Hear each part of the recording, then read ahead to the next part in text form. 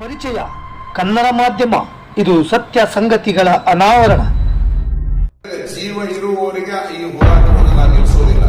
ಈ ಮಠದ ಸ್ವಾಮಿ ಎಲ್ಲಿಯವರೆಗೆ ಆಗಿರ್ತೇನೆ ಅಲ್ಲಿಯವರೆಗೆ ಭಾವೈಕ್ಯತೆ ಹರಿಕಾರ ಫಕೀರೇಶ್ವರ ಭಾವೈಕ್ಯತೆ ಪೀಠ ಸಿರಹಟ್ಟಿ ಮಠ ಅವರು ಆ ರೀತಿ ನಡ್ಕೋಲಿ. ನಾನು ಹೇಳ್ತಾ ಇರೋದು ಹೆಸರಿನಲ್ಲಿ ಭಾವೈಕ್ಯತೆ ಇದೆ. ತಾವು ಮಾಧ್ಯಮದವರು ಇವತ್ತು ಮಠಕ್ಕೆ ಬಂದಿದ್ದೀರಿ, ನೋಡ್ಕೊಳ್ಳಿ ನಮ್ಮ ಮಠದ ತುಂಬಾ ಎಲ್ಲಾ ಕಡೆಗೂ ಭಾವೈಕ್ಯತೆ ಹೇಗಿದೆ ಅಂತಕ್ಕಂಥದ್ದು. ಒಂದು ವಿರಕ್ತ ಮಠವನ್ನ ಭಾವೈಕ್ಯತಾ ಮಠವನ್ನಾಗಿ ಮಾಡ್ಲಿಕ್ಕೆ ಹೊರಟಿರ್ತಕ್ಕಂಥದ್ದು ಒಂದು ಕಡೆಗೆ ಆ ಮಠಕ್ಕೆ ಮಾಡುವ ದ್ರೋಹ, ಇನ್ನೊಂದು ಕಡೆಗೆ ಈ ಮಠಕ್ಕೆ ಮಾಡುವ ದ್ರೋಹ. ಇಂತಹ ಸ್ವಾಮಿಗಳಿಗೆ ಮನೆ ಹಾಕ್ತಕ್ಕಂತಹ ಇಲಾಖೆಯವರು ಆತ್ಮಾವಲೋಕನ ಮಾಡ್ಕೊಳ್ಬೇಕು. ನಿನ್ನೊಬ್ಬ ಪೊಲೀಸ್ ಅಧಿಕಾರಿಗಳು ಬಂದಿದ್ದಾರೆ, ಆ ಸ್ವಾಮಿಗಳ ಬಗ್ಗೆ ನನಗೆ ಎಲ್ಲ ಚೆನ್ನಾಗಿ ಗೊತ್ತಿದೆ ಅಂತಂದ. ಯಾವಾಗ ಬಂದಿರಿ ನೀವು ಗದಗಕ್ಕೆ, ಯಾವಾಗ ಬಂದಿರಿ ಅಂತ ಕೇಳಿದ್ರೆ ನೀನ್ ಇಲ್ಲಿ ಮಾಡಿ ಬಂದೀನಿ ಅಂತ ಹೇಳ್ತಾರೆ. 2 ದಿನದಲ್ಲಿ ಬಂದು ಆಗ ಆ ಮಠದ ಬಗ್ಗೆ ಎಲ್ಲ ತಿಳ್ಕೊಂಡ್ಬಿಟ್ರಂತೆ. ಈ ಮಠದ ಬಗ್ಗೆ ಏನಾದ್ರು ತಿಳ್ಕೊಂಡ್ರಿ ಅಂತ ಕೇಳಿದ್ರೆ ಈ ಮಠದ ಬಗ್ಗೆ ಏನೂ ಗೊತ್ತಿಲ್ಲ. ಆ ಮಠದ ಬಗ್ಗೆ ಗೊತ್ತೈತೆ, ಅದ್ರ ಬಗ್ಗೆ ಮಾತಾಡ್ತೀನಿ ಅಂತಂದ್ರೆ ಅದ್ರ ಬಗ್ಗೆ ನಮ್ಗೆ ಏನು ಗೊತ್ತಿಲ್ಲ. ಏನೂ ಗೊತ್ತಿಲ್ಲದೆ ಇರುವಂತವ್ರು ಈ ರೀತಿ ಕಾನೂನುಗಳನ್ನು ಹೇರ್ತಕ್ಕಂಥದ್ದು ಸರಿಯಾದಲ್ಲ. ಇದು ಒಂದು ರೀತಿಯಿಂದ ರಾಜಸತ್ಯ ಅನ್ನುವಷ್ಟರ ಮಟ್ಟಿಗೆ ಆಡಳಿತ ಆಯ್ತು ಇಲ್ಲಿ.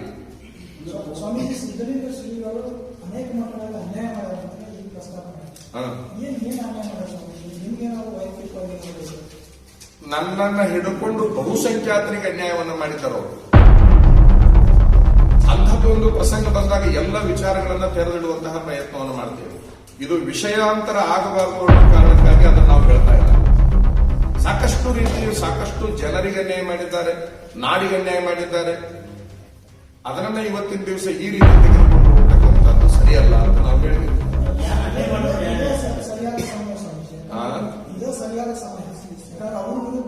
ಅಲ್ಲ, ನಾವು ಭವಿಷ್ಯದೊಳಗೆ ಇದನ್ನೇ ಕೆಲಸ ಮಾಡ್ತೀವಿ ಅಂತ ಅಂದ ಮೇಲೆ ನಮ್ಮ ಮಠದ ಅಭಿವೃದ್ಧಿ, ನಮ್ಮ ಕಾರ್ಯಕ್ರಮಗಳ ಜೊತೆಗೆ ಅವರ ಅನ್ಯಾಯವನ್ನು ಖಂಡಿಸುವುದನ್ನು ಕೂಡ ಒಂದು ಕಾರ್ಯಕ್ರಮವನ್ನಾಗಿ ಮಾಡಬೇಕು.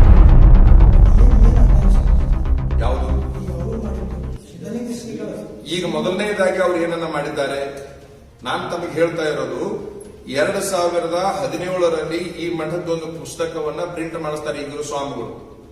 ಅದರೊಳಗ ಜಗತ್ತಿನೊಳಗ ಭಾವೈಕ್ಯತೆಯ ಸಂದೇಶವನ್ನ, ಜಾತಿ ವ್ಯವಸ್ಥೆಯನ್ನ ನಿರ್ಮೂಲನೆ ಮಾಡಿ ಏಕತೆಯನ್ನು ಸಾರಿದವರು ಫಕೀರೇಶ್ವರ ಅಂತೇಳಿ ಇರೋ ಸ್ವಾಮಿಗಳು, ಈಗಿರೋ ಸ್ವಾಮಿಗಳು ಕೂಡ ಪುಸ್ತಕವನ್ನ ಮಾಡಿದ್ದಾರೆ. ನಮ್ಮ ಕಡೆಗೆ ಪುಸ್ತಕ ಇದೆ, ದಾಖಲಾತಿಗಳಿದ್ದಾವೆ, ಅದನ್ನ ನಾವು ತೋರಿಸ್ತೇವೆ. ಯಾವ ಸ್ವಾಮಿಗಳ ಹೆಸರಿನ ಮೇಲೆ ಭಾವೈಕ್ಯತಾ ದಿನ ಅಂತ ಇವ್ರು ಮಾಡಕತ್ತಾರಲ್ಲ, ಆ ಸ್ವಾಮಿಗಳು ಕೂಡ ಜೀವಂತಿದ್ದಾಗ ಫಕೀರೇಶ್ವರನೇ ಭಾವೈಕ್ಯತಾ ಹರಿಕಾರರು ಅಂತ ಅವ್ರು ಭಾಷಣ ಮಾಡ್ಯಾರ. ಇದನ್ನೆಲ್ಲದನ್ನು ಸರ್ಕಾರ ತಜ್ಞರ ಸಮಿತಿಯನ್ನ ಮಾಡಿ ಅಧ್ಯಯನ ಮಾಡಲಿ ಅಂತ ನಾವು ಹೇಳ್ತಾ ಇದ್ದೀವಿ. ಈಗ ಹೇಳ್ಬೋದಾಗಿತ್ತು ಅವ್ರ ಇಲಾಖೆಯವರು, ನೀವು ಕೂಡ ಅದನ್ನ ಬಿಡ್ರಿ, ನಾವೊಂದು ಸಮಿತಿಯನ್ನ ರಚನೆ ಮಾಡ್ತೇವೆ.